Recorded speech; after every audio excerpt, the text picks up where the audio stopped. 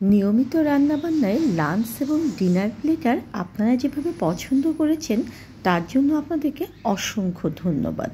আসলে আমি কাউসার অনুপু সব সময় চেষ্টা করি রান্নাবান্নার সহজ এবং পারফেক্ট রেসিপি যেমন শেয়ার করার, তেমনি কিন্তু আমি চেষ্টা করি নতুন নতুন রেসিপি আপনাদের সঙ্গে শেয়ার করার।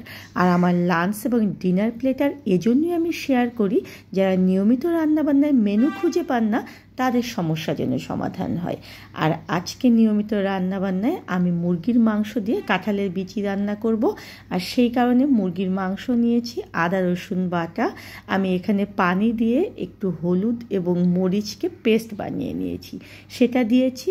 একটু দেখুন যে ধনিয়ার গুঁড়ো দিয়েছি, একটু এখানে জিরার গুঁড়া দিয়েছি, গরম মশলার গুঁড়ো দিয়েছি, লবণ আর পেঁয়াজ দিয়েছি। আমি অবশ্যই সবসময় আমার সমস্ত রান্নায় বলি যে আপনারা ঝাল এবং লবণ নিজের টেস্ট অনুযায়ী ব্যবহার করবেন। একটু তেল দিয়ে এটাকে ভালো মতো আমাদের মেখে নিতে হবে। এরপর এখানে আমরা সামান্য পরিমাণে পানি ব্যবহার করব, শুধুমাত্র হাতটা ধোয়ার জন্য। আর এখান থেকে যতটুকু পানি বের হবে সেই পানিটা দিয়ে আমরা মুরগিটাকে ভালো মতো কষাবো। এখন ঢেকে আমরা মাঝারি আঁচে এটা চুলায় উঠিয়ে দেব। 5 থেকে 7 মিনিট পরে ফিরে আসলাম। দেখুন কতগুলো পানি বের হয়েছে। এই পানিটাকে আমাদের কষাতে হবে, আর ততক্ষণ পর্যন্ত কষাবো যতক্ষণ না এই পানি ভালো মতো শুকিয়ে যায়। আর অবশ্যই ঢেকে ঢেকে কষাতে হবে। দেখুন আমি কষাতে কষাতে এক সময় দেখুন যে পানিটা পুরোটাই শেষ হয়ে এসেছে। এখন এর মধ্যে দিয়ে দিতে হবে আমাদের কাঁঠালের বিচি। আমি কাঁঠালের বিচি কিভাবে ধবধবে সাদা করতে হয় সেই প্রসেস আপনাদেরকে দেখিয়েছি। সেভাবে ভালো মতো পরিষ্কার করে আমি গরম পানি দিয়ে এটাকে আধা সিদ্ধ করে নিয়েছি। এখন কাঁঠালের বিচিটাকে দিয়েও আমি একটু ভালো মতো এটাকে কষাবো। ঝোলের জন্য এখানে দিয়ে দিচ্ছি গরম পানি। অবশ্যই চেষ্টা করবেন ঝোলে গরম পানি ব্যবহার করতে, তাহলে তরকারির টেস্টটা অনেক ভালো হয়। আর এমনভাবে পানি দেবেন যেন রান্না করার পরে এখানে একটু ঝোল ঝোল থাকে। আর কাঁঠালের বীজ কিন্তু রান্নার পরে অনেকটা ঝোল টেনে নেয়, তাই অবশ্যই সেভাবে পানি দিতে হবে। ভালো মতো দেখুন যে সব কিছুই সিদ্ধ হয়েছে কিনা দেখে নিতে হবে। আর রানটা যদি ফেটে যায় তাহলে বুঝতে হবে সব সিদ্ধ হয়েছে।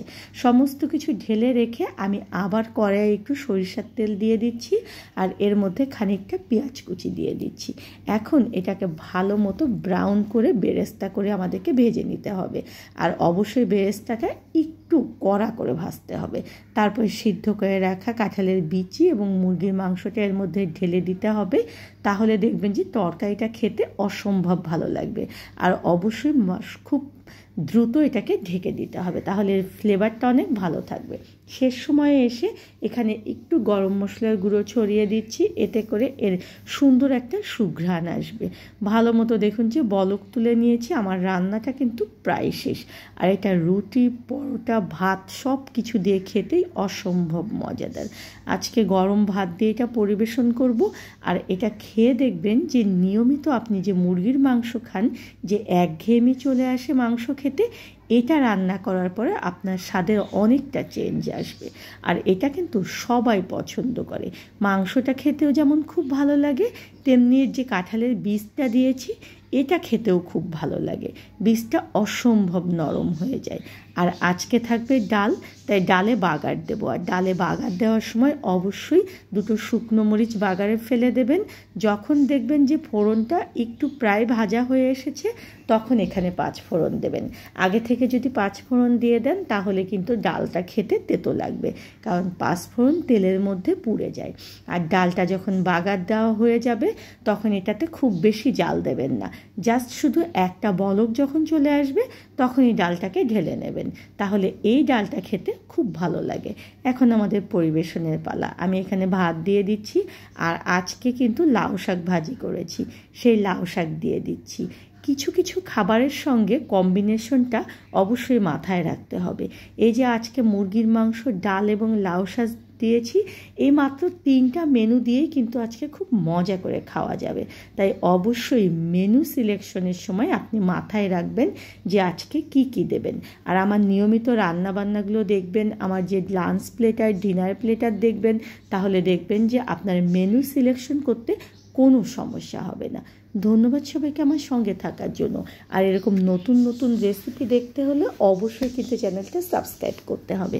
যারা পেজ থেকে দেখছেন তারা পেজে একটা লাইক এবং ফলো দিয়ে দেবেন, তাহলে আমি নতুন কোনো ভিডিও আপলোড করলে আপনারা নোটিফিকেশন পেয়ে যাবেন। আর এছাড়াও কিন্তু আমার চ্যানেলে অনেক অনেক মিষ্টি নো ফেল রেসিপি আমি শেয়ার করেছি, অনেক স্ন্যাক্স রেসিপি শেয়ার করেছি, দইয়ের রেসিপি শেয়ার করেছি, তাই অবশ্যই ঘুরে আসবেন।